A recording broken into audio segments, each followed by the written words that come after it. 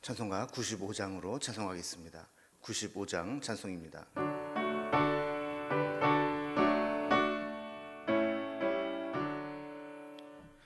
나의 기쁨 나의 소망 되시며 나의 생명이 되신 주 밤낮 불러서 찬송을 드려도 늘 하신 마음 뿐일세. 나의 사모하는 선한 목자는 어느 꽃다운 동산에 양의 무리와 늘 함께 가셔서 기쁨을 함께 하실까. 길도 없이 거친 넓은 들에서 갈 길 못 찾아 애쓰며 이리저리로 헤매는 내 모양 저 원수 조롱하도다. 주의 자비롭고 화평한 얼굴 모든 천사도 반기며 주의 놀라운 진리의 말씀에 천지가 화답하도다. 나의 진정 사모하는 예수님 음성조차도 반갑고 나의 생명과 나의 참 소망은 오직 주 예수 뿐일세.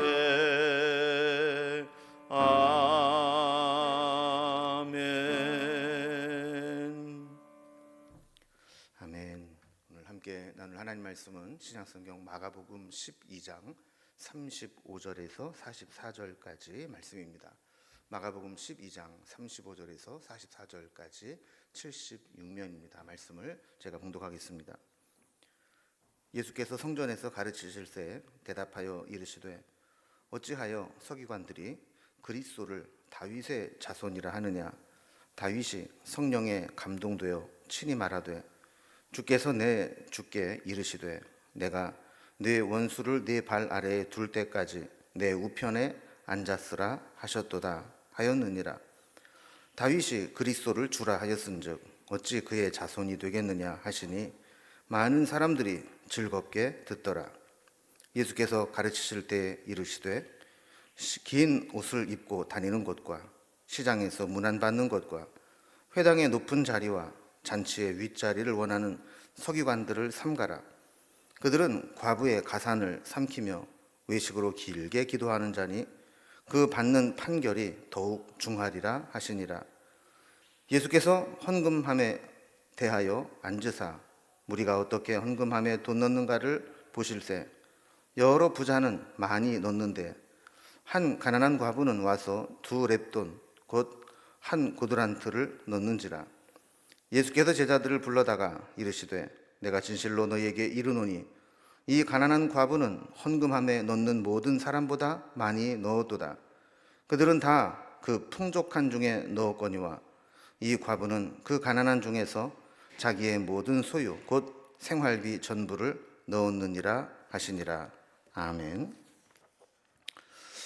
지금까지 본문을 보면 이제 종교 지도자들과 연이은 논쟁들을 마치시고 예수님은 제자들에게 따로 말씀을 하시면서 이 서기관들의 이 외식하는 신앙을 지적하시고 또 반대로 사람들이 무시하는 이 과부의 헌금을 보면서 그의 신실한 믿음을 이 서기관들과 오히려 대조적으로 소개하는 것을 보게 됩니다. 서기관들은 율법을 공부하고 또 율법을 필사하고 가르치는 일들을 하는 전문 종교인입니다. 그러나 자칫 잘못하면 고집과 무지에 갇히기 쉬운 것을 보여주는 겁니다. 반면에 이 과부는 많은 사람들의 이 동정의 대상이 될 수 있는 사람입니다. 그러나 그의 헌금하는 것을 통해서 그의 진실한 신앙과 헌신을 보여주게 되면서 예수님은 오히려 서기관들을 책망하고 주의하라 한 것과 다르게 이 과부의 신앙은 칭찬해 주는 것을 보게 됩니다. 우리는 이제 일반적으로 신앙생활을 하면서 형식적인 종교인이 되기보다는 신실하고 진실한 그런 신앙인이 되고 싶어 합니다. 그러나 우리가 늘 우리 스스로를 조심하고 또 주의하지 않으면 우리도 자연스럽게 위선적인 종교인으로 변질될 수 있다는 것을 우리가 이 서기관들의 모습을 통해서 경고의 말씀으로 받아야 될 필요가 있습니다. 그래서 이 서기관들의 외식하는 신앙과 과부의 이 헌신을 이렇게 보면서 오늘 우리의 신앙을 한번 점검해 보도록 하겠습니다. 오늘 본문의 내용을 단락별로 구분을 해보면 먼저 35절에 37절까지는 이 서기관들의 무지를 드러내는 예수님의 말씀이 나오고 있습니다. 그러면서 38절 40절에서는 서기관들의 삶의 모습을 보면서 성경의 가르침과는 다르게 외식하는 모습을 지적하는 모습을 보게 됩니다. 그리고 41절에서 44절까지는 서기관들의 잘못되고 무지한 신앙과 삶이 없는 그런 것과는 대조적으로 가난한 과부의 헌신적인 모습들을 보여주고 있죠.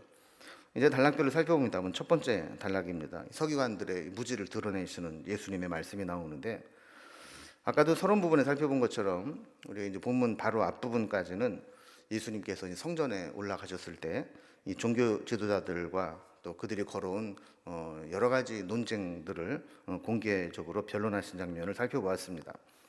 이런 공개 논쟁이 끝난 후에 예수님은 신실함이 없이 형식적인 종교인으로 전락해버린 이 서기관들을 공개적으로 비판하시는데, 먼저는 이제 교리적인 부분을 가지고 공격을 하십니다.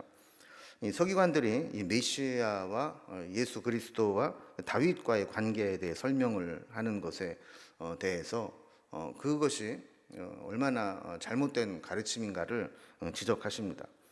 35절에 보면 예수님이 성전에서 가르치시다가 이 서기관들이 그리스도를 다윗의 자손이라고 하는 것에 대해서 문제를 제기하십니다. 자, 왜 그리스도가 다윗의 자손이냐? 여기에 대해서 문제를 제기하면서 36절에 보면 다윗의 이 시를 인용을 하면서 다윗이 성령의 감동이 되어서 시편을 이제 기록하게 되는데, 그때 주께서 내 주께 이르시되 내가 네 원수를 발 아래 둘 때까지 내 우편에 앉아 있으라 하셨느니라, 이런 말씀이 있습니다. 여기 보면 우리가 다 주께 내 주께 이렇게 돼서 우리가 좀 이해하기가 쉽지 않지만, 쉽게 이야기를 하면 이 앞부분에 있는 이 주께서는 하나님을 가리키는 겁니다. 그리고 그 하나님이 내 주께는 앞으로 오실 그리스도에 대해서 말씀하셨다라는 것이죠. 그래서 성부 하나님께서 성자 예수님에게 말씀하실 때 원수를 발 아래 둘 때까지 성부 하나님 우편에 앉아 있게 하셨다 하는 것이 36절의 말씀입니다. 이것은 시편 110편 1절의 말씀을 인용한 말씀입니다. 정리를 해보면 시편에 기록된 이 다윗의 시들은 자기 어떤 신앙 고백적인 표현도 있을 수 있지만 대부분은 성령께서 다윗을 감동시키셔서 그의 고백을 통해 성령의 음성을 우리에게 들려주시는 경우가 많이 있습니다. 하나님께서 그리스도의 원수를 발 아래에 둘 때까지 하나님 우편에 앉아 있게 하셨다라고 한다면 다윗은 그 내 주라고 고백했던 그 앞으로 오실 그 그리스도에 대해서 다윗은 분명히 고백하기를 내 주라고 고백을 했다라는 겁니다. 자, 그렇다면 어떻게 다윗이 내 주라고 고백한 그리스도가 다윗의 자손이 될 수 있겠느냐 하는 겁니다. 다윗은 메시아 오실 그리스도를 내 주님이라고 불렀는데 오히려 그 주님이 다윗의 자손이라 이렇게 말하는 것은 말이 안 된다 하는 거죠.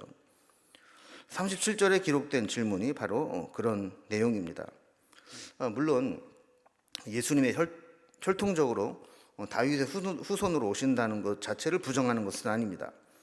그러나 예수님은 혈통적 후손보다 그리스도의 본질이 훨씬 더 중요하다면 서기관들이 그런 내용을 알지 못하고 그저 무조건 다윗의 자손이다 이것만 이야기하는 것은 서기관들의 무지를 드러낸다라는 겁니다. 그래서 37절에 보면 뒷부분에 많은 사람들이 즐겁게 듣더라 그랬습니다. 그동안 이 서기관들의 이런 가르침에 대해서 아주 식상해 있었던 무리들은 예수님께서 이렇게 전국을 찌르는 서기관들의 무지를 드러내는 이런 가르침에 도전하는 교훈을 듣게 되자 아주 흥미롭게 즐겁게 들었다라는 겁니다. 어떻게 보면 교리적으로 그냥 달달 외워서 이렇게 이야기하는 것과 성경에서 말하고자 하는 본질을 해석하는 것과는 다른 것이죠. 서기관들은 그저 지식적으로 배운 것들을 전달하는 데 급급했기 때문에 그런 논리적으로 패착에 이르게 되었다라는 겁니다. 두 번째 단락을 보면 교리적인 무지뿐만 아니라 그들의 삶에 있어서도 외식하는 신앙을 가지고 있었다는 겁니다. 그래서 제자들에게 이 서기관들의 외식을 삼가라라고 교훈을 주십니다. 예수님은 서기관들의 잘못을 더 구체적으로 지적하시는데 사실 이 성경에 대한 무지보다도 더 문제가 되는 것은 저들이 가르치는 말씀과 또 그들의 삶이 일치하지 않는 그런 외식적인 신앙이 더 문제라는 거죠.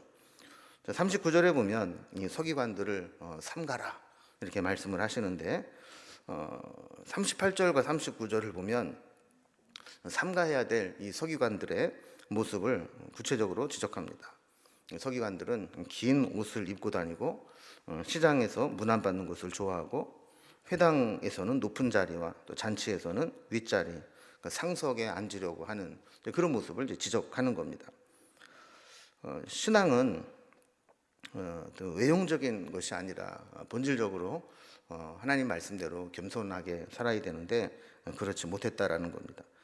긴 옷을 입고 다녔다라고 하는 것은 예복을 입고 다니기를 즐겨했다라는 겁니다. 그래서 외적으로 인위적으로 경건해 보이도록 하기 위해서 긴 예복을 입고 다니면서 나는 너희들보다 이렇게 경건해 이렇게 드러내고 싶어 했다라는 겁니다. 또한 경건은 겸손하게 섬기는 모습으로 나타내야 되는데 서기관들은 정반대의 삶을 살았다는 거죠. 시장에 보면 원로들이나 어른들이 앉아 있는 곳이 있습니다. 그곳에 이렇게 앉아 있으면 지나가는 사람들은 그 동네에 어른으로 계시는 그 시장에 있는 어른들을 보면서 인사를 하는 것들이 이제 일상적인 예였는데 서기관들도 그런 나이와 상관없이 어른에 상관없이 그 자리에 앉아서 인사받는 것을 좋아했다라는 겁니다. 또 회당에 가면 의례껏 높은 자리에 앉으려고 했고 또 잔치에 참여를 해도 특별석, 상석을 요구해 왔다라는 겁니다. 주님은 평소에 섬기는 자가 되고 또 모든 사람의 종이 되라 이렇게 말씀하셨는데 이 말씀과는 정반대의 삶을 살고 있었던 것이죠. 서기관들의 외식은 여기에서 그치지 않았습니다. 가히 만행이라고 할 일들도 서슴지 않았습니다. 40절에 보면 그들은 과부의 가산을 삼키며 외식으로 길게 기도하는 자라 그랬습니다. 이 과부의 가산을 삼켰다라고 하는 것은 사실 가장 연약하고 보호받아야 될 사회적 약자였던 이 과부의 재산을 약탈했다라는 겁니다. 남편이 먼저 죽고 유산을 정리하는 일을 하면서 마지막 재산까지 빼앗은 만행을 저질렀다는 것이죠. 법을 잘 알고 있고 또 그것을 정리해 줘야 될 이 서기관이 법을 이용해서 약자의 마지막 재산까지도 수탈해 갔다라는 겁니다. 자, 그러면서도 기도는 외식으로 길게 기도했다라는 거예요. 그러니까 당시에는 오래 길게 기도하는 것을 경건의 척도로 삼았습니다. 물론 기도를 안 하는 것보다는 하는 것이, 그리고 짧게 기도하는 것보다는 오래 기도하는 것이 경건할 가능성이 높습니다. 그러나 이것이 외식으로 경건해 보이려고 길게 기도하는 것은 표리부동한 것이고 가식적이고 외식적인 신앙을 나타낼 뿐입니다. 뒤로는 과부의 가산을 탈취하면서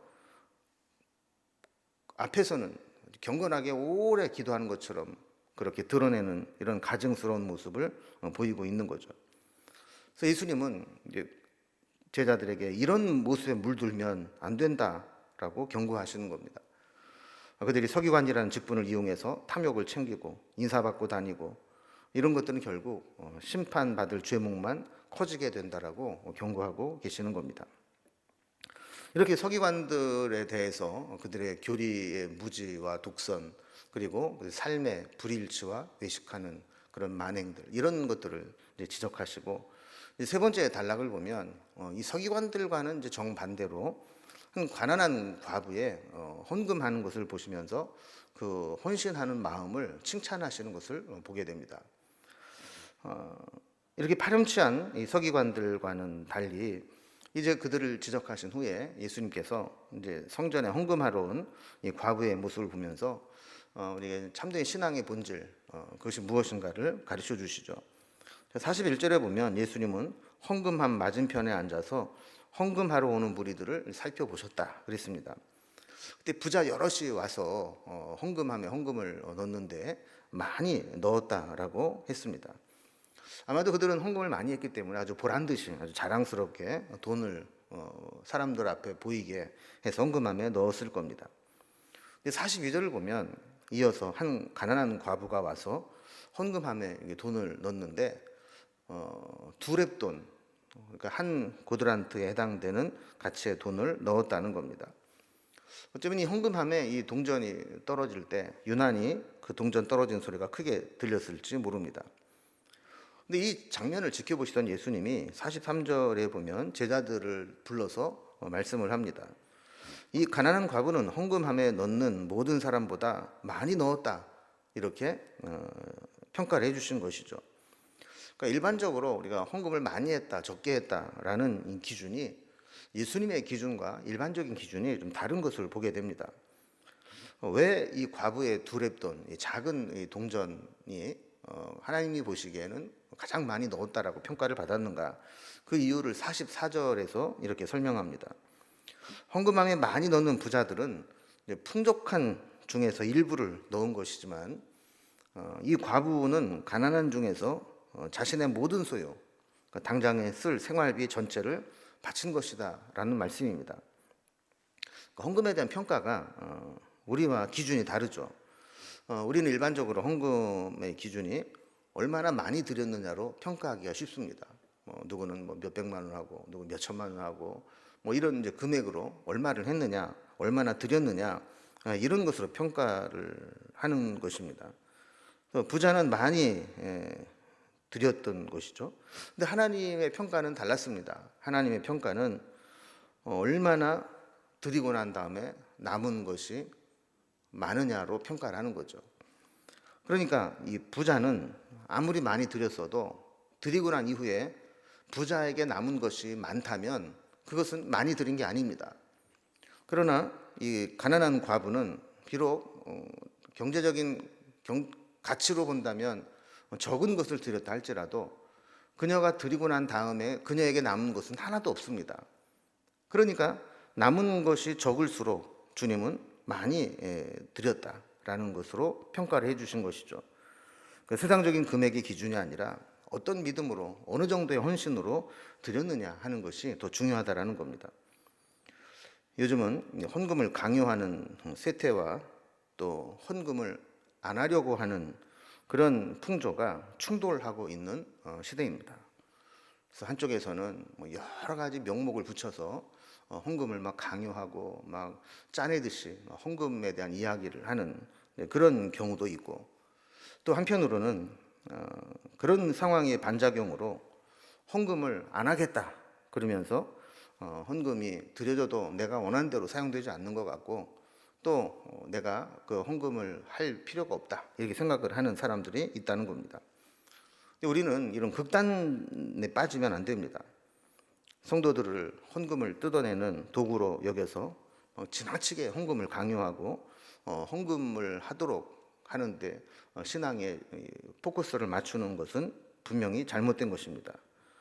그리고 다른 사람의 헌금 생활에 대해서 평가하는 것도 참 조심스러운 일이죠. 어쨌든 우리가 물질은 경우에 따라서는 우리가 하나님만큼 사랑할 수 있을 정도로 위험한 존재입니다.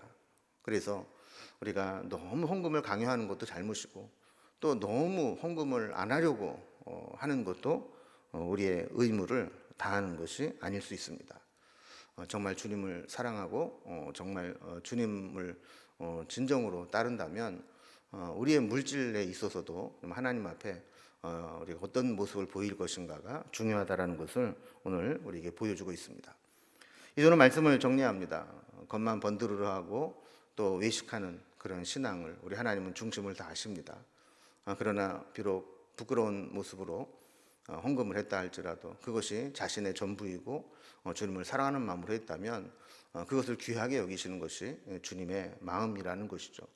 우리도 우리의 신앙이 사람들에게 보이기 위해서 외식하는 신앙이 아닌지 그리고 정말 헌신하는 마음으로 진심으로 주님을 사랑하고 섬기고 있는지 오늘 말씀을 통해서 우리 스스로를 돌아보면 좋겠습니다. 기도하겠습니다. 하나님 아버지, 오늘 서기관과 과부의 두 사람을 비교하면서 우리의 신앙이 어떠해야 되는가를 말씀으로 배웠습니다. 신앙생활을 한 해 한 해 하면서 우리 마음의 중심에 하나님을 사랑하는 마음보다는 사람에게 보이려고 하는 그런 외식하는 신앙, 그리고 말로는 사랑한다고 헌신한다고 하면서도 우리의 삶으로는 그렇게 하지 못하는 모습을 가지고 있지는 않은지 돌아봅니다.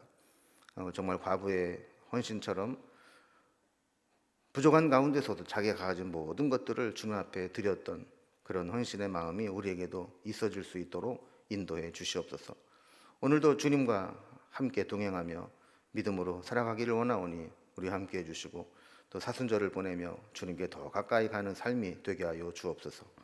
주님께 오늘 우리의 모든 삶을 부탁드리며 예수님의 이름으로 기도드리옵나이다. 아멘. 각자의 기도 제목들로 자유롭게 기도하시겠습니다.